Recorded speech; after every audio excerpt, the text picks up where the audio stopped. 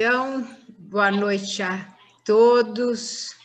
Boa noite, Márcia Bernardes. É com enorme satisfação que o projeto Revista Viva te recebe aqui hoje para essa entrevista, né? Então, esse programa ele tem tido um objetivo de dar visibilidade aos artigos publicados na Revista Brasileira de Psicodrama, que é uma publicação oficial da FEBRAP, a Federação Brasileira de Psicodrama.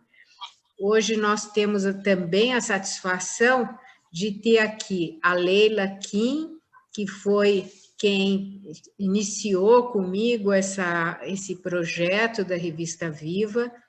Ela teve a ideia inicial e aí foi indo e virou esse projeto maravilhoso, com o apoio de todos vocês. E temos também a satisfação de ter aqui alguns membros da diretoria executiva da FEBRAP. Então, tem aqui a Luísa Barros, que é a diretora de publicações, que é responsável pela publicação da Revista Brasileira de Psicodrama. A Andréia Cláudia de Souza, que é a presidente da FEBRAP, e a Luísa de Oliveira, que é uma da diretoria executiva, que tem dado também um apoio muito grande para a revista e para esse projeto Revista Viva. Então, sejam bem-vindos. E nesse momento, nós vamos, então, iniciar essa entrevista.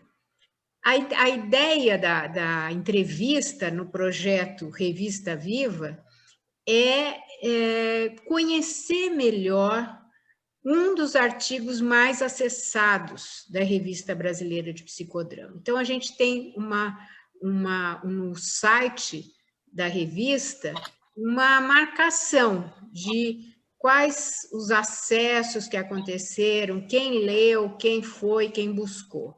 E o seu artigo, Márcia, foi um dos mais acessados.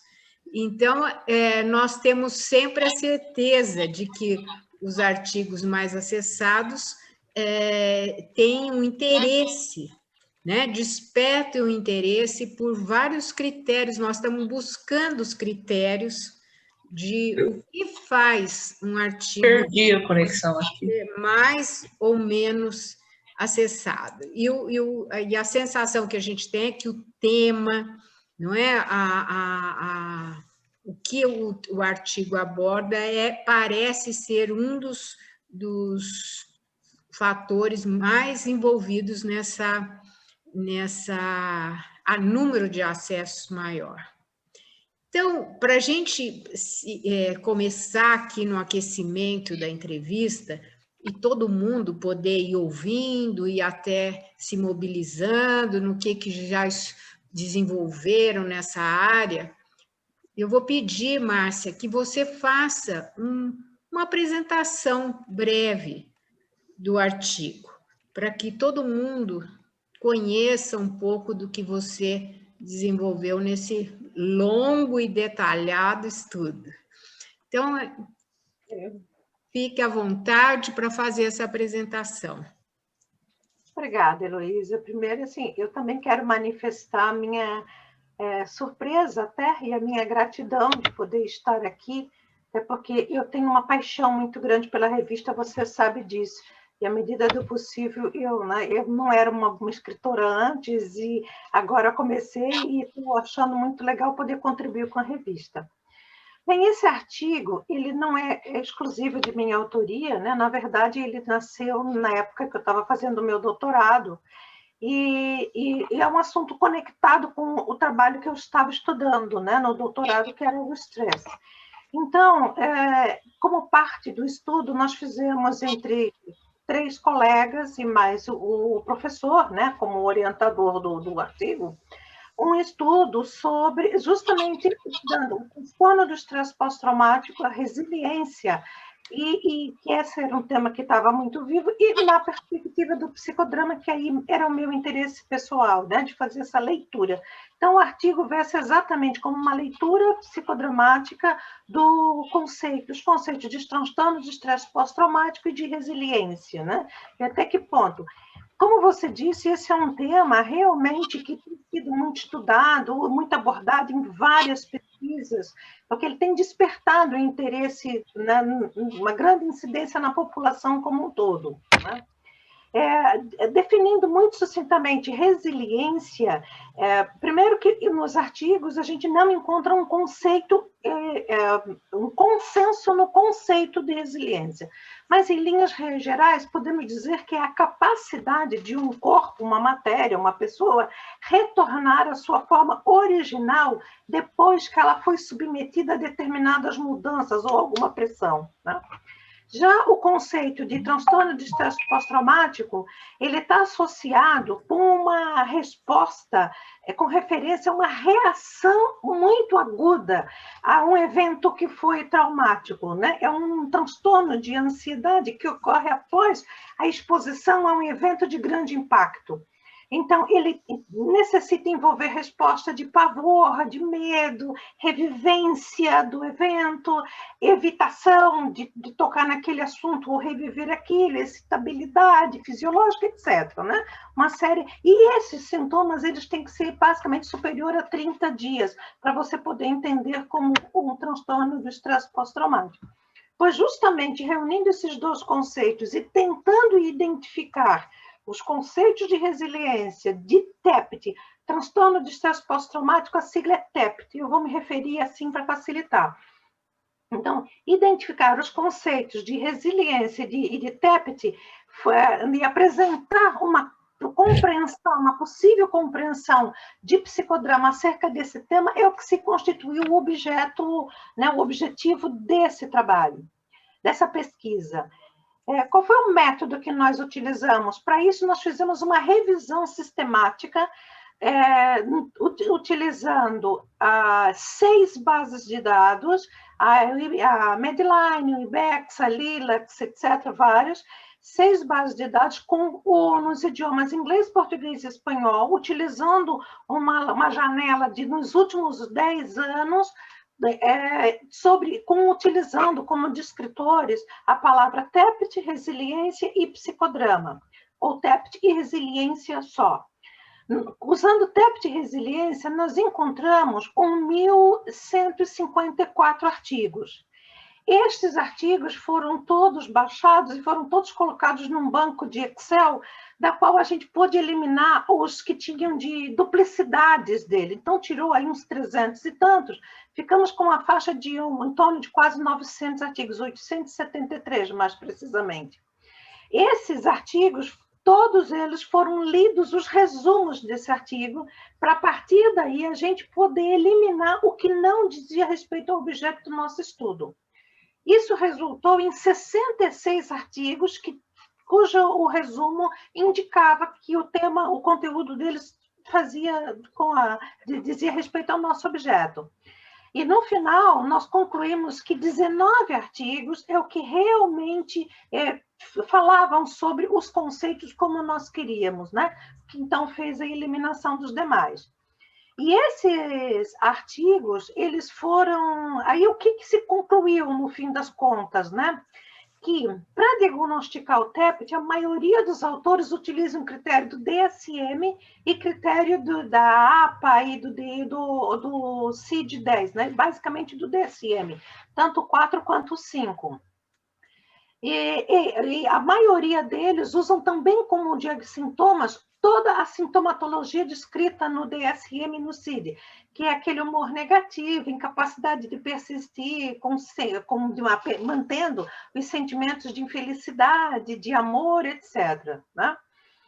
Já o conceito de resiliência foi um pouquinho mais difícil, porque não há um consenso sobre isso. A maioria das pessoas, eles visam caracterizar como simples incapacidade do indivíduo de se adaptar frente a uma tragédia, a um trauma, ou a uma diversidade, ou a dificuldades estressoras da vida, né? Essa incapacidade. Então, não há consenso. Um autor, por exemplo, ele disse que o TEPT ele estaria associado à resiliência. E aí é que a gente fez um estudo também da qual é a ligação que tem na literatura esses dois conceitos. E o que a gente definiu, que a gente viu nos artigos, é que tem uma correspondência. A maioria dos autores acredita, em pesquisas, acreditam que há uma, ou seja, quanto maior a resistência de uma pessoa, menor são os sintomas do TEPT. Se ele for muito resiliente, ele tem pouca possibilidade de acabar desenvolvendo um TEPT. Tá? Então, isso é uma coisa interessante da gente avaliar. A partir daí, nós fomos, então, olhar no psicodrama. Então, a gente trabalha no artigo vários conceitos que acabam servindo para a nossa compreensão. Criatividade, espontaneidade, conserva cultural, papéis e uma série de conceitos, que eu não vou ter tempo de passar por eles aqui agora, mas a maioria do nosso público aqui que conhece bem. Agora, qual seria, então, a leitura, né, do psicodrama para essa ideia de resiliência e de... A nossa ideia é de que é o seguinte, ó, quando uma pessoa, qual é a compreensão? Quando uma pessoa sofre, ela está diante de alguma coisa estressante, em geral, a gente tem a capacidade de usar, né, porque nós estamos num papel e no contrapapel, capacidade de usar a nossa criatividade, a nossa espontaneidade para dar uma resposta adequada a essa situação. Quando a gente está com essa espontaneidade muito embotada, aí a gente tem uma tendência a não conseguir reagir. Então, o fator, o causador de um trauma pode ser ou porque a ameaça é muito grande e isso ajudou a embotar a espontaneidade, que ajudou a embotar a criatividade, que não nos permite dar uma resposta, e aí a gente acaba tendo uma tendência de persistir numa resposta a partir da conserva cultural, da cristalização num determinado papel, que é, por exemplo, se eu imaginar que eu estou, como a gente fala no artigo, diante de uma ameaça, de uma doença, né, ou de um evento quase morte, aquele meu papel de paciente fica congelado e fica cristalizado, mesmo depois que aquela ameaça se foi. Então, eu congelo naquela cristalização daquele papel, do papel de paciente. Uma das tendências do ser humano que a gente avaliou é utilizar outro papel que possa vir em socorro a esse.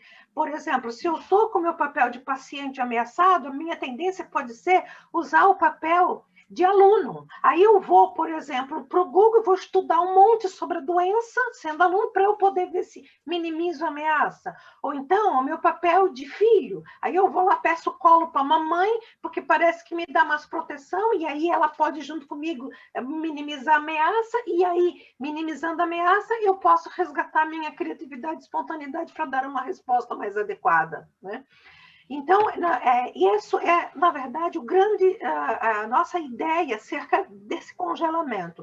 E, nesse sentido, a resiliência seria, então, a nossa capacidade de a gente poder evoluir e descongelar esse papel. Quanto mais eu tenho um papel evoluído e quanto mais eu posso usar a minha criatividade, porque resiliência, a palavra vem inclusive quer dizer, no dicionário inclusive diz que resiliência vem de recusa viva, né? Ou seja, quanto mais intenso eu recusar aquela situação e não permitir que ela chegue até mim. Então, utilizando a criatividade e a espontaneidade, eu poderia fazer uma refusa, ou rejeitar, não aceitar de forma viva e de forma espontânea aquele evento, para impedir que ele chegue a me traumatizar. Então, assim, fazendo isso com vigor e com bastante energia, de forma que a gente pode resistir à deformidade daquele papel, para que, por exemplo, aquele meu papel de paciente não fique com deformação, mas, ao contrário, eu possa lidar com ele de uma forma viva contra aquele agente estressor, que, no meu exemplo, é essa ameaça de doença. Então, aí, quanto mais eu utilizar isso, mais eu posso resgatar esse papel, mais eu posso dar essa resposta e mais o eu acaba retornando ao desempenho normal, não só naquele papel, mas em todos os outros papéis. Né? Porque o TEPT e a baixa de resiliência, eles têm uma tendência a fazer com que afete todos os papéis. E assim a nossa proposta é justamente essa, de tratar e de curar a partir disso, a partir desse resgate, né? Compreendendo isso, resgate da espontaneidade no desempenho, no role-playing ou no role-creating daquele papel. Em suma, num resumão muito resumido, assim, é isso, né? Eu fico aberta agora para as perguntas, ver o que as pessoas se entenderam, ou se eu fui clara, não sei, né? Mas fica aí tá? Resumindo, é isso. Você foi bastante clara, Márcia, e eu fiquei aqui pensando que em qualquer pesquisa futura sobre o tema, o seu artigo não será recusado, né? Você contou aí que de 1.300, ao final, eram, acho que 19. 66 e 19 e depois 19. O seu não será descartado por se tratar de uma pesquisa, né? Uma revisão sistemática que é hoje muito valorizada. Então, nós temos aí o privilégio de ter um artigo sobre psicodrama disponível para todas as pesquisas futuras sobre esse tema. Então, só isso você já entrou, já fez um grande feito. Agora, seria interessante a gente ouvir o que vocês gostariam de perguntar, o que vocês já fizeram de trabalho nessa área, o que desperta nessa apresentação que a Márcia fez. Perguntas? Eu cheguei atrasada, posso perguntar o nome do artigo? Olha, Terezinha, pode e deve. Eu estava me dando conta que eu não tinha falado e estava um pouco triste de eu ter feito essa indelicadeza com o artigo da Márcia. Leitura psicodramática dos conceitos de transtorno de estresse pós-traumático, TEPT, e resiliência. Então, os autores são a Márcia, a primeira autora, Emanuela Melina da Silva Nigolazzi, Thaís Scapini e Narbal Silva. Então, de novo, não é, o psicodrama numa revisão sistemática com professores e pessoas que estão conhecendo o psicodrama graças ao convite da Márcia. Obrigada, Terezinha, por criar esse espaço. Eu achei que eu tivesse perdido de início. Não. Então, é um artigo basicamente teórico, né, Márcia? De revisão sistemática, sim. Então, é artigo, né? Exatamente, Terezinha, porque ele embasa o meu estudo do estresse, que foi depois alvo da pesquisa de campo do doutorado, né? Sim, sim. Então, ele fez parte aí do meu estudo antes, né, para poder ter experiência para pesquisa.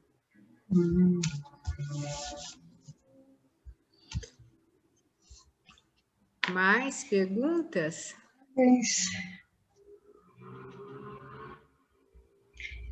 Eu posso fazer outra? Pode. Se você, Márcia, não sei, eu fui tentando acompanhar, né, o teu resumo, posso ter perdido, mas você acha que chegou numa, vamos dizer, você teria, em termos psicodramáticos, com o teu trabalho, a tua pesquisa, chegado numa definição, por exemplo, de TEPT, ou mesmo de resiliência, utilizando os conceitos psicodramáticos? Então, o que a gente apresenta aqui seria assim, né? Resiliência seria a capacidade de um sujeito declinar, ou seja, e com vigor, e não conceder de forma, ou seja, não conceder de uma forma intensa, né? ou seja, resistir com energia, e seria, então, a capacidade de uma pessoa fazer isso no desempenho de um papel, resistindo às deformidades provocadas pelo contrapapel, ou seja, o agente estressor. É quando eu consigo resistir que o meu contrapapel interfira demais nesse papel. Então, esse seria o conceito de resiliência, para que eu consiga fazer isso de forma intensa, não permitindo essa deformidade, né? Ou, pelo menos, não permitindo que ela persista, tá? E muito menos que ela seja transferida para qualquer outro papel da minha vida. Mas, ao contrário, que seja a capacidade do eu retornar ao desempenho do papel de forma espontânea e criativa. Eu gostaria de fazer uma pergunta. Claro. Vamos lá. Oi, Márcia. Acho que foi realmente uma apresentação muito clara, né? E eu fiquei, assim, mobilizada para ver em todo esse grande levantamento feito, né? Quando nos referimos, né, a estresse pós-traumático, a que nos referimos como fenômenos, né? Na literatura pesquisada, são trazidas que tipo de situações que são as desencadeadoras de estresse pós-traumático? Tá. Na literatura encontrada, a grande maioria dos artigos, eles se referem a situações de guerra. A grande maioria fala de estresse pós-traumático ligados a situações de guerra. Guerras em geral, guerra civil, guerras especiais, tem muitos, a maioria daqueles 1000 e pouco artigos, especialmente os de TEPT, se referia a TEPT em situações militares, de pessoas alistados, etc. Um outro grande conjunto de agentes causadores do TEPT são as situações, por exemplo, de o 11 de setembro, aquele lá das Torres Gêmeas, situações ataques. O quê? Ataques terroristas. Isso, ataques, né? E também as situações de desastres naturais, tá? Então, assim, por exemplo, aquela situação lá que teve esqueci o nome daquela ilha agora, que teve a onda gigante lá, esqueci o nome dela. Tsunami, né? Aquele tsunami, a tornados, a furacões, muitos nos Estados Unidos, entendeu? A essas situações de transtornos, assim, de situações de guerras e transtornos, a maioria se refere a isso. Mas a gente encontra também um número se referindo a situações como, por exemplo, mortes trágicas em família, né? Então, a pessoa ou ela vivenciou algum acidente, né, de experiências de quase morte, ou teve familiares nessas situações, incluindo aí também as situações de assaltos violentos, sequestros, coisas, né, então, os desastres das guerras, os desastres naturais, e essas situações mesmo provocadas pelos homens que são extremamente violentas para o ser humano. Maioria versa sobre isso, Marília. Muito obrigada. Posso fazer mais uma provocação? Claro! Para quem trabalha no contexto, né, no foco socioeducacional, como é que seria? A gente poderia entender o que é traumático abrindo um pouco mais além dessas situações extremas, né? Desencadeantes de dor, de sofrimento psíquico, né? Como que você, com todo o estudo realizado, poderia ver, né, a contribuição de toda essa pesquisa para a leitura de fenômenos que são mais do cotidiano, mas que geram dor psíquica? Pergunta de educadora, de pedagoga. Não, a sua pergunta é muito boa, né? A sua pergunta é muito boa. E é assim, ó, primeiro, eu vou te dizer uma coisa que é uma leitura que não está nesse artigo, não está nesta pesquisa desses artigos, mas está a partir de outras leituras quando eu fiz o doutorado. Trauma é uma coisa que ele é basicamente desencadeado por dois tipos de situação. ou você tem a situação número 1, que é um grande impacto, tá? É aquela coisa, por exemplo, o tsunami, ou então assim, eu vi meu pai matar minha mãe, é aquele impacto. Ou então, uma outra situação que também é traumatizante é aquele do água mole em pedra dura, tanto bate até que fura. Sabe assim, ó, a minha mãe, desde que eu era criança, ela dizia, minha filha, tu és uma idiota, tu és uma burra, ou tu és uma... Então, isso eu vi a vida inteira ouvindo a minha mãe dizendo isso, e aí, no final, eu fiquei traumatizada, eu acabo achando mesmo que eu sou isso, ou aquela situação angustiante. Então, só por essa diferença, a gente já pode incluir que os tsunamis da vida jamais são água mole em pedra dura. Aliás, eles são uma coisa muito violenta e única. Né? Em geral, é aquele evento só. O outro não, é uma repetição contínua e duradoura de alguma coisa que seja dolorosa. Porque aí, no meu exemplo, eu ouvi a minha mãe dizer que eu sou burra, é uma coisa dolorosa, né? Ou que eu sou feio, ou que eu não presto para nada, por aí afora, tá? Assim, ou aquela coisa de ver meu pai bêbado bater na minha mãe, do cotidiano, né? Então, isso também tem essas situações. Além do que, estaria nessa categoria, por exemplo, viver um período muito longo, como agora da pandemia. Né? A pandemia, se você pensar individualmente, ele não é nada grandioso. Nada, assim, né? Assim, não é uma coisa que veio num momento, mas é uma coisa que é miúdo, né? É vírus, é miúdo, mas é muito duradouro. É assim, não foi uma morte, tem milhões de mortes, né? Não é uma doença, uma pessoa doente, são muitas. Então, e está durando muito, entendeu? Então, isso também, muito provavelmente, vai causar situações de que a gente chama de estresse pós-traumático, traumas devido a isso. Você entendeu? Agora, Perfeito. é isso que eu estou nesse sentido. E esse trabalho, esse estudo, e essa compreensão para nós psicodramatistas do que seria a possibilidade de nós nos tornarmos resilientes, entendendo que isso contribuiria para minimizar o trauma, seria justamente naquilo que, é claro, é meio óbvio para nós que somos psicodramatistas, de que o resgate da espontaneidade criativa, aliás, a noção de saúde de Moreno é essa, né? Do ser humano livre em ação. Mas fazer um link disso com o papel e o contrapapel, sendo que aquele agente estressor é o contrapapel, e da gente poder desenvolver, inclusive para criar técnicas no consultório que possam fazer a pessoa fazer role-playing naquele contrapapel, pode ser de grande ajuda. Eu não experimentei isso ainda, mas é uma coisa que eu pretendo no futuro, da gente poder desenvolver coisas mais específicas, como técnicas ou jogos, para a gente poder trabalhar isso, entendeu? Partindo dessa premissa.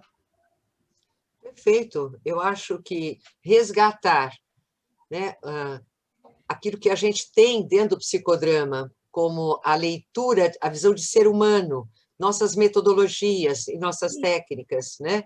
Sem dúvida, tem um campo a ser explorado na clínica incrível.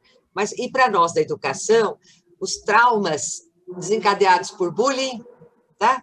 O exemplo que você deu em relação à mãe, existem muitos resgates. Né? Eu fui chamada de burra pelo meu professor em tal faixa de idade. Então, um sofrimento psíquico que se arrasta, né? E como você, enquanto educador e educadora, cria situações de possibilidade de poder resgatar autoconfiança. Né? Nem todos nós damos para tudo, mas onde, né? Que é o meu potencial, no que eu posso me exercitar. Então, acho que essa aliança com a vida é uma pedra fundamental para todos nós. Obrigada. Então, é isso aí, Maria. Deixar o espaço para o povo da clínica. Não, Ô, Márcia, você chegou a pesquisar, ou você fala no artigo, que eu não li o artigo, sobre as técnicas terapêuticas mais usadas nesses casos, não. ou é a coisa da resiliência mesmo? Não, no artigo a gente não chega a falar das técnicas, porque a função principal do artigo era conceitual, não era já no aspecto de intervenção, que é o momento posterior, mas que fica aí uma ideia, né, de a gente fazer pesquisas justamente, inclusive, adaptando que técnicas ou que jogos poderiam ser mais facilitadoras de tornar o ser humano resiliente ou minimizadora de TEPs. Entendeu? É um trabalho a ser interessante, a ser... No né? sentido da prevenção, né, Márcia? Da prevenção, Preventivo. exatamente, no sentido de prevenção, exatamente isso. Né? Bom, é aí que eu estou, no preventivo. Eu achei Porque que o você... bullying mesmo, o bullying está tendo consequências terríveis, principalmente Isso. fora do Brasil, né? Teve esse menino aí, que entrou em uma creche e matou crianças, mas criancinhas Santa de 1 Catarina. ano, 2 anos. Santa Catarina, inclusive, né? Santa Catarina, né? Exatamente. E ele sofreu bullying, né? O que tinha na história dele foi isso, né? Sim. Ele estava sofrendo bullying. Eu posso acrescentar que com o artigo que a gente identificou, está escrito no artigo, é assim, que alguns autores trabalham a resiliência como numa associação, tem um artigo em especial que fala isso, que em uma associação direta com a capacidade, com a família das pessoas.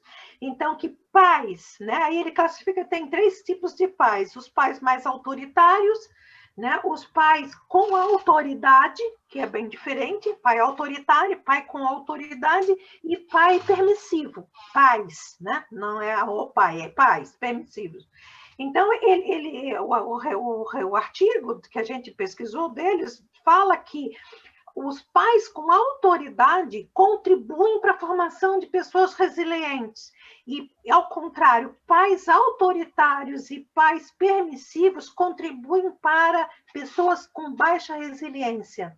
Né? Então, é nesse sentido em que isso também está no artigo, também coloca, o autor coloca essa ligação, entendeu?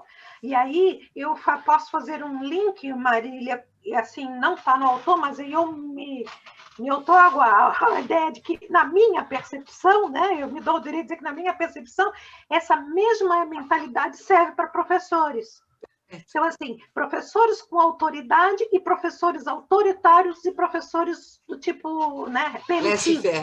Faria a mesma questão, entendeu? Exatamente, porque o professor e os pais estão no papel e contrapapel de figuras, né, cuidadoras, de autoridade, né, em relações assim, entendeu? Então, dá para a gente fazer essa associação, essa transposição para a escola. Bom. E aí, nesse sentido, também se pode trabalhar técnicas e métodos, né, justamente para prevenir e para ajudar, nesses casos, trabalhar a resiliência, né, ampliar a resiliência e minimizar o TEPT. Perfeito. Márcia, Oi. Então, eu cá ouvindo, né, entendendo o conceito de resiliência. Ô, Séries, você me desculpa, mas está falhando o teu áudio. Séries, tira o vídeo para melhorar a sua transmissão. Daquilo que sofre uma pressão. Ela não está ouvindo, acho. Séries. Tirei. Tá, melhor. Tirei a imagem. Então, seu som ficou melhor, então pode falar. Entendendo esse conceito de resiliência como um empréstimo, conceito da física, para que organismos que sofrem uma pressão acentuada conseguirem depois retomar a forma original, sem marcas da pressão, e falando aí, que eu também não li seu texto, né? E sei que é uma pesquisa de referenciais teóricos. Etapas dentro, uma círcula que relaciona além do reconhecimento do eu. Então, a minha pergunta é se no estudo você consegue chegar a situações onde o trauma é naquela fase da simbiose, da indiferenciação, de mãe ausente, ou até mesmo de abuso. Então, Séries, você está me ouvindo? Infantil precoce, né? Se Sim. é possível uma resiliência, que o manejo psicodramático fica mais possível, né? E, entretanto, assim, a minha pergunta é se vocês chegaram na pesquisa... Ô, Séries, com licença um minutinho. Está falhando bastante. Será melhor você fazer a pergunta pelo chat? Ou sintetizar, porque está falhando e aí fica difícil. Séries, você está me ouvindo? Estou mudando de espaço, porque eu estava numa sala de jantar que é no meio da casa. Está melhor agora? Bem melhor. Ah, então, é que eu mudei. Eu estava fechada por paredes e pedras. Ótimo. Então, Márcia, eu não sei até onde que eu fui ouvida, mas para não repetir tudo, fica assim, entendendo a resiliência como uma capacidade do organismo, a partir de uma pressão, retomar o original e superar o trauma, a minha pergunta é se a pesquisa de vocês chegou a um nível de verificar as pressões, os traumas causados na primeira infância, aos 6 anos, ainda na etapa da matriz, simbiose, indiferenciação, enfim, quando a criança é negligenciada pelo afeto, pela presença de um cuidador que a ama, que a acolhe fisicamente, né? Ou até mesmo de um abuso infantil muito comum também em alguns casos de crianças em ambientes precários, né? Onde até o bebê sofre eventualmente de abusos. Então, assim, se a pesquisa atingiu este nível de pressão e da possibilidade do psicodrama trabalhar a reação, a superação do trauma, né, que aqui nós estamos chamando de resiliência, a partir desta pressão nas primeiras etapas da matriz de identidade. Muito legal a sua pergunta, Séries. Mas assim, esta pesquisa, ela, como eu já tinha respondido, acho que para a Terezinha antes, essa pesquisa ela não foi uma pesquisa de campo, ela foi uma pesquisa de revisão sistemática de literatura. Então, para fazer esse tipo de pesquisa, nós precisaríamos ter ido a campo para pesquisar pessoas que estivessem, neste momento, passando pelo TEPT, ou pessoas mais ou menos resilientes. A nossa pesquisa foi buscar na literatura os conceitos, era uma coisa mais conceitual, de qual é o entendimento da noção e o conceito de TEPT, de transtorno de estresse, de resiliência, de TEPT, a ligação entre os dois e a leitura do psicodrama a isso.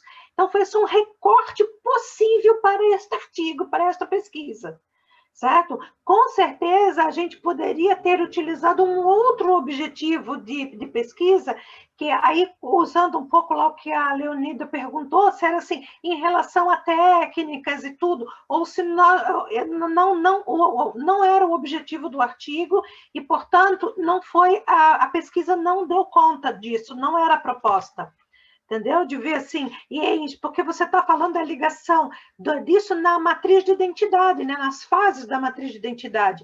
Aí precisaria ter uma outra metodologia diferente, que seria justamente você poder analisar e diagnosticar as diferentes fases da matriz em diferentes pessoas, em diferentes... Opa, está entrando uma coisa aqui que eu não sei o que é. Ficou todo confuso esse negócio aqui, não sei.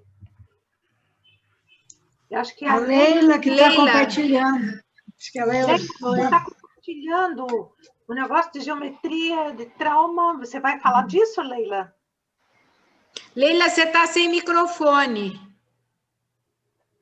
Então, Márcia, provavelmente foi a literatura que você excluiu, não é? Porque não ia fazer pesquisa de campo. Mas exatamente, inclusive, né, daqueles 1.154 artigos, a gente excluiu aqueles, inclusive, que falavam só de tratamento do TEPT com militares, de tratamento das pessoas traumatizadas, ou de critérios diagnósticos, elementos de medição de TEPT, de resiliência. Isso tudo foi excluído. A gente ficou com aqueles 66 artigos que estavam trabalhando os conceitos e que, inclusive, eles próprios já eram artigos de alguns, não todos, já eram revisões sistemáticas de cada um de conceitos. E aí nós utilizamos para fazer uma leitura deles, entendeu? Então, foi exatamente o objetivo, porque quando a gente faz uma pesquisa é um recorte, né? A gente não consegue abarcar muita coisa, não se aprofunda, né? Então, a ideia nossa foi fazer mais só isso mesmo, sabe? Uma coisa, é uma leitura do conceito repetindo, o que é na literatura estresse, TEPT, resiliência, a ligação entre os dois e a nossa leitura sobre isso. Inclusive, essa objetividade, né, ter uma clareza de qual é o ponto da pesquisa, é algo muito importante na publicação científica, né? Não dá para abarcar tudo. Leila, você começou Eu estava tentando passar uma tela em função das perguntas que estão sendo feitas, que talvez pudesse esclarecer algumas coisas, mas aí entrou antes. Desculpa, Márcia. Então, você quer compartilhar agora? Sim.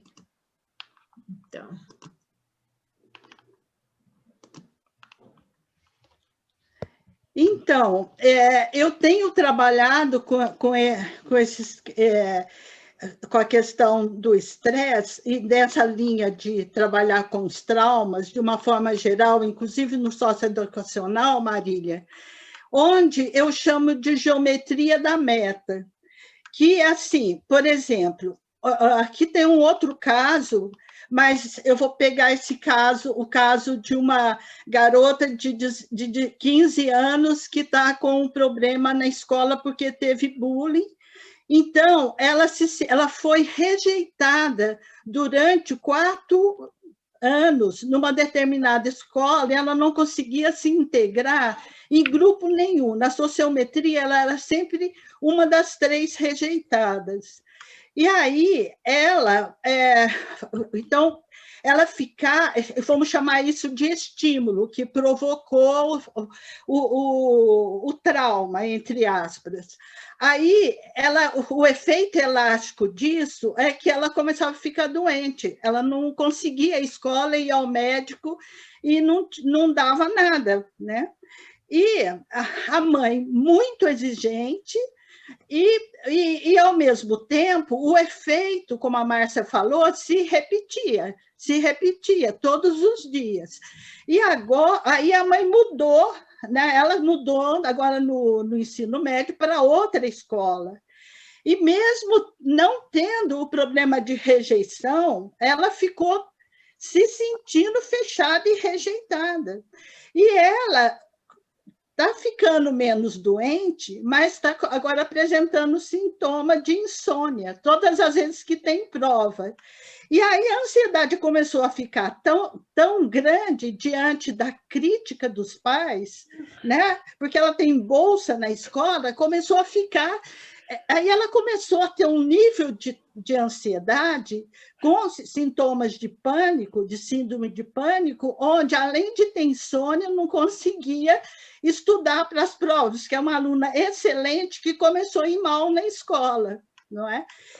Porque a reação dela ficou desproporcional. Então, o que eu chamo da geometria da meta é que A mais B mais C é igual a D. Então, se a gente fica no D, sem fazer essa pesquisa que a Célia estava falando, porque, às vezes, essa questão da rejeição que ocorreu na escola, nesse caso dessa garota, essa menina veio comigo, acabou o diagnóstico agora, ela vai começar a terapia. O que a gente faz é trabalhar isso nas cenas mais primitivas, né? Nossa relação com os pais, com os primos, o quanto que ela se sentiu rejeitada, e esse efeito elástico e esse trauma ele repercutiu, né, como dentro de uma gestalt aberta, sob a forma de um traço. E esse traço é o que a gente chama de transferência psicológica, porque ele, como a Márcia falou, não necessariamente se repete, mas no caso dessa garota, é tão forte que repetiu. E ela, apesar de ser muito inteligente, capaz, sempre excelente aluna, está indo mal, não está conseguindo nem fazer as provas online.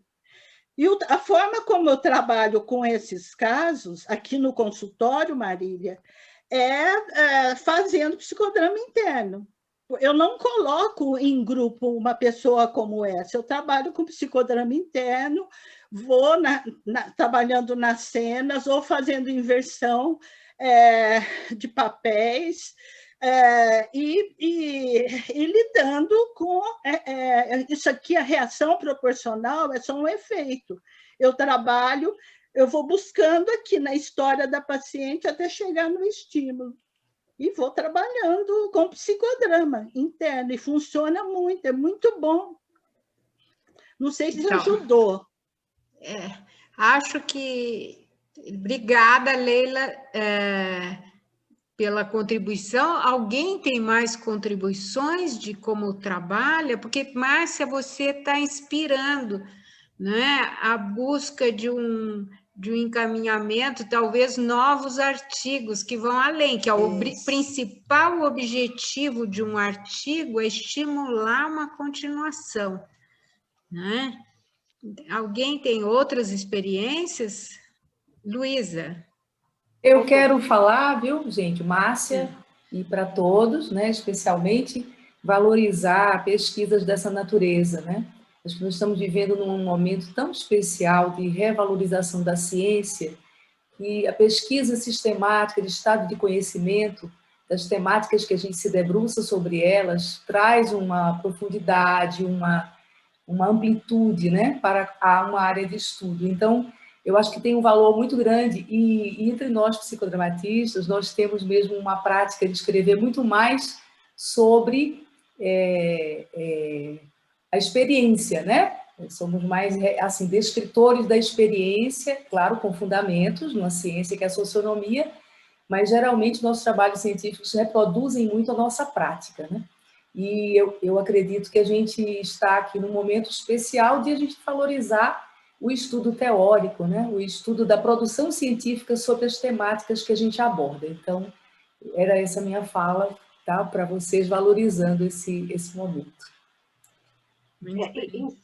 Porque, aliás, são poucos os trabalhos de hermenêutica, né, na nossa área, mas a gente viu no passado, teve um trabalho também, né, trabalhando sobre conceito e buscando os artigos. Esses trabalhos de hermenêutica são bem interessantes da nossa área, e cada vez que a gente conseguir fazer essas revisões, nós vamos estar contribuindo. Então... Uma pergunta provocativa para a Márcia. Eu agradeço a contribuição da Leila, acho que foi preciosa, acho que a Luísa entra numa perspectiva da gente valorizar, né, os estudos que resgatam da literatura nossa possibilidade de aprofundamento conceitual, mas a Márcia anunciou que no doutorado ela foi para campo. Oi, Márcia, dá para comentar um pouco essa ida a campo? Claro. Né? Acho que seria muito rico para nós. Claro. Só que, se tu me permite, Marília, antes de eu responder a tua pergunta, tem no chat aqui, tem uma pergunta da Fátima, que eu acho bastante interessante. A Fátima pergunta assim, ó, se a gente pode falar de TEPT coletivo e de resiliência coletiva, ou seja, seria a soma dos TEPTs individuais e a soma das resiliências individuais, tá? Ou seria uma grande analogia do micro para o macro, contextualizando o momento presente da pandemia, onde existe uma grande comoção mundial da humanidade, existe este grande trauma aberto ainda para maiores sensibilizações do mesmo, pois a pandemia continua, e como trabalhar esse grande corpo da humanidade que visa na visão do psicodrama, para se ter uma resiliência coletiva, como trabalhar coletivamente, psicodramaticamente, o resgate da espontaneidade e da criatividade. Fátima, adorei a sua pergunta, muito boa a sua pergunta, mas assim, ó, é possível falar em intérprete coletivo, sim, e é possível falar em resiliência coletiva, sim, só elas não são traduzidas pela soma das individualidades, ela é mais do que isso, a gente fala de uma população resiliente e populações mais ou menos resilientes. Isso não está na pesquisa, e eu não vou falar de nenhum autor sobre isso, mas eu vou falar da minha impressão a esse respeito. Se a gente falar, por exemplo, a população negra é uma população muito mais resiliente do que a nossa população, porque considerando todos esses anos de luta que eles vêm vendo, de traumas e de extermínios, eles acabam desenvolvendo uma resiliência maior coletivamente, né? A gente pode falar também de um trauma coletivo, que é, por exemplo, o Japão depois da bomba atômica, né? A gente pode falar de determinadas comunidades. E acho que nós vamos poder falar, sim, assim como teve as grandes guerras mundiais que marcaram, o Holocausto alemão, que marcou, né, aquela situação da depressão lá, da caixa da Bolsa de Valores de 1923, 24, lá. 29. Então, a gente pode falar disso, sim, né? Então, é possível. Agora, a tua pergunta é maravilhosa, porque diz assim, como trabalhar isso psicodramaticamente? Para o coletivo, a resposta é sociodramaticamente. Aí claro que a gente trabalhando psicodramaticamente, ou seja, individualmente, a gente está ajudando também o coletivo, porque, óbvio, que se uma única pessoa ficar melhor, a humanidade inteira fica melhor, né? Mas se a gente quer atingir o coletivo, os sociodramas, e assim, quanto mais a gente faz sociodrama, psicodrama público, que se trabalha o povo, é possível de trabalhar o resgate da espontaneidade, da criatividade, psicodramaticamente, coletivamente, sim. E aí, sem dúvida, o sociodrama, o teatro, né, várias formas de teatro também são possíveis, certo? Mas pode-se fazer agora, nesse momento de confinamento?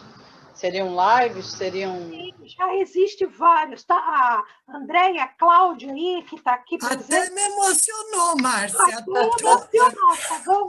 A Andréia e a Cláudia pode responder para você, Fátima, porque ela está dirigindo uma série de psicodramas públicos online, né? E de sociodramas online justamente nesse momento, Fátima.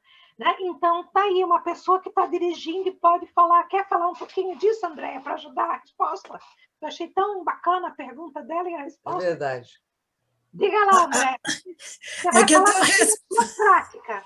A tua resposta até me emocionou. E quem... As séries é uma que está direto, a gente se encontra o tempo todo nos psicodramas públicos. E é isso, a gente está desde o dia 28 de março de 2020 fazendo sociodrama público, aberto, com psicodramatistas e com comunidade. Graça já participou, né? Um monte de gente aqui já participou.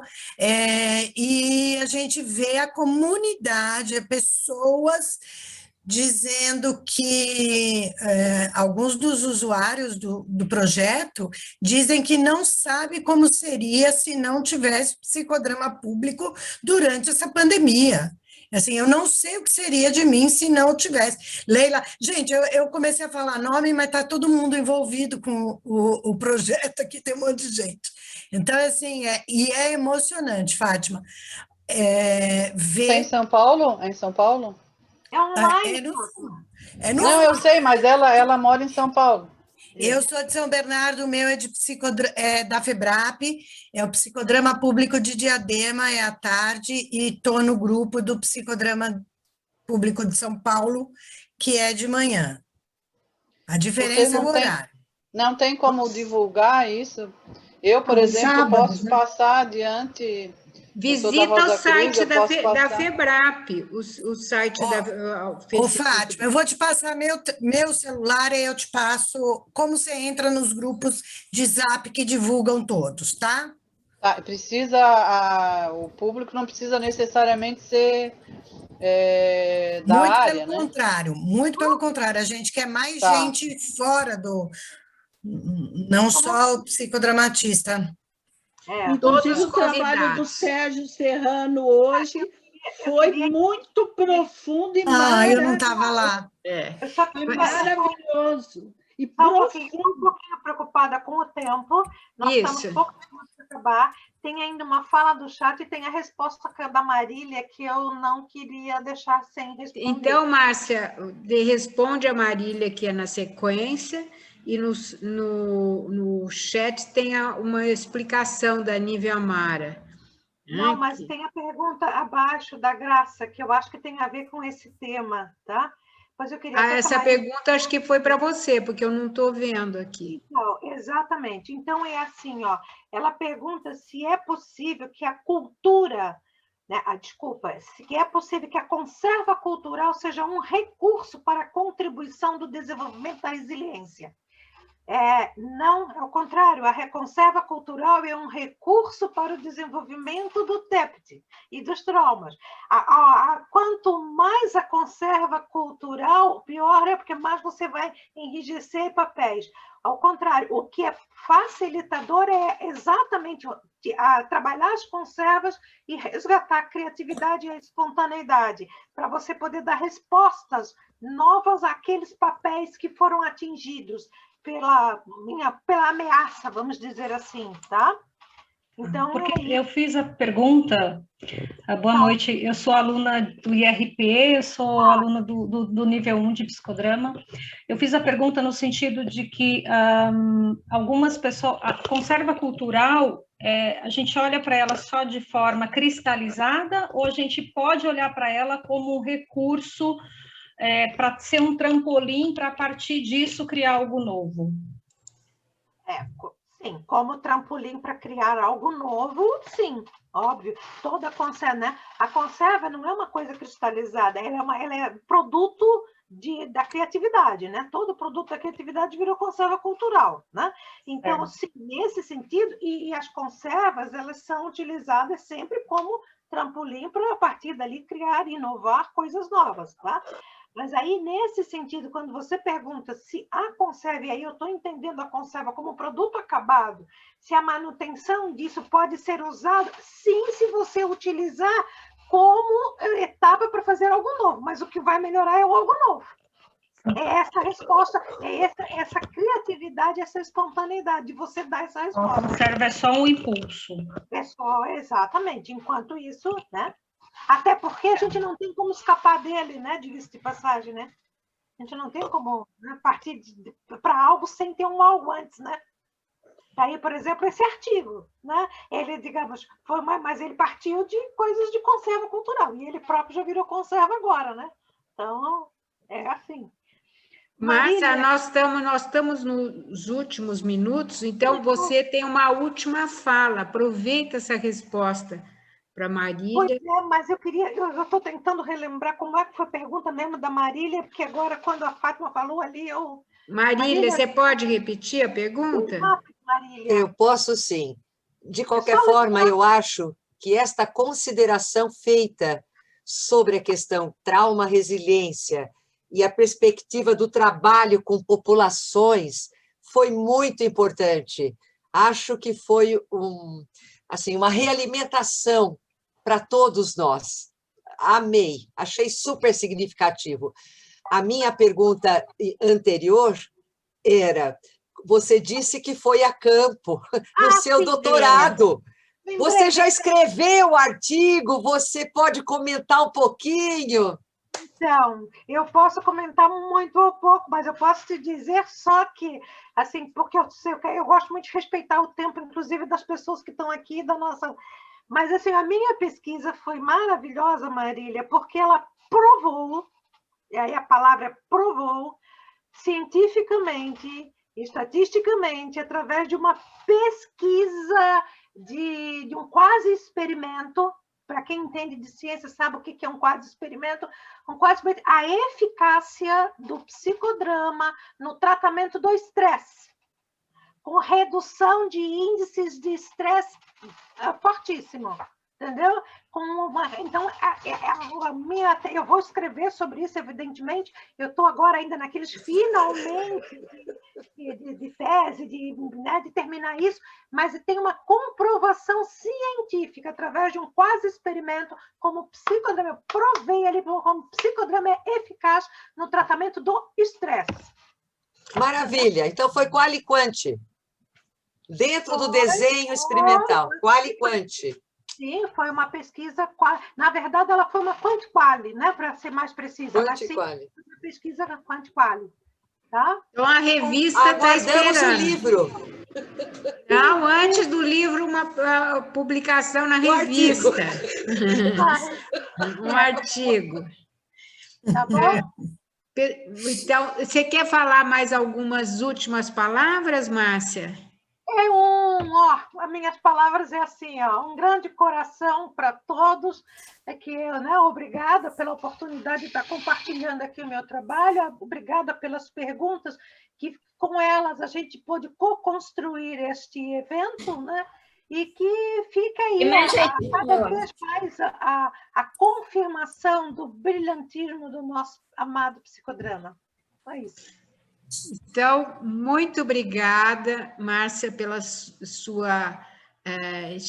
seus estímulos aqui para estudarmos, lermos, pesquisarmos. Obrigada a todos pela participação. Convidamos para daqui 15 dias, no primeiro sábado do mês, a próxima roda de conversa, que vai abordar todos os artigos desse número da revista, que é o volume 26, número 2 de 2018, onde está publicado o artigo da Márcia. Então, não deixem de vir conhecer os outros artigos e esse estímulo da entrevista, que eu acho que faz um enorme convite para o nosso projeto. Muito obrigada a todos. Heloísa, eu não consegui entrar no artigo dela, assim, com o link que vocês me deram. Eu queria... Tá. Eu vou colocar aqui no... artigos também, né? Eu vou colocar aqui no chat para todo mundo o link para o artigo da Márcia, tá? Só que não dá para copiar, colar aqui, tá? Não está habilitado. Fátima, Revista Brasileira, vai na busca, Revista Brasileira de Psicodrama, vai cair no site da FIBRAP, aí você entra no da revista, volume 26... Sim, número 2 de 2018. Até. E daí conheçam todos. Tá, tu podes habilitar para a gente copiar, colar, porque só está assim, selecionar todos. Tem algum botãozinho que deve estar, não sei. Parabéns, Márcia, pelo teu trabalho. Prazer em te rever. Olha, eu não sei como fazer isso, Fátima. Não sei o que eu posso fazer aqui para que vocês possam copiar. Sinto muito. Do jeito que dá para copiar. Fátima, eu te mando o artigo. Tá. Mas é uma pena, porque a Fátima está... É para entrar nos outros, Eu não consegui entrar no teu, não vou eu te passo, entrar nos outros. Eu te passo o link da revista também para você entrar da revista. Então tá. Não só nos outros artigos desse volume, como em todos os outros volumes. Então... E eu estou passando para ela no WhatsApp. E no Facebook... No Facebook tem uma página da revista que também você vai conseguir acessar todos os artigos, ver a divulgação quando sai um artigo novo, um número novo, e lá você vai poder conhecer mais coisas, tá bom? Todos vocês são convidados a entrar. Desculpe a quebra do protocolo, tá? Desculpe a quebra do protocolo. Não, é bem-vindo essas perguntas. Então, muito obrigada a todos e nós estamos interrompendo. A Fátima está aqui pela primeira vez, né? Isso. Então, é muito bem-vinda.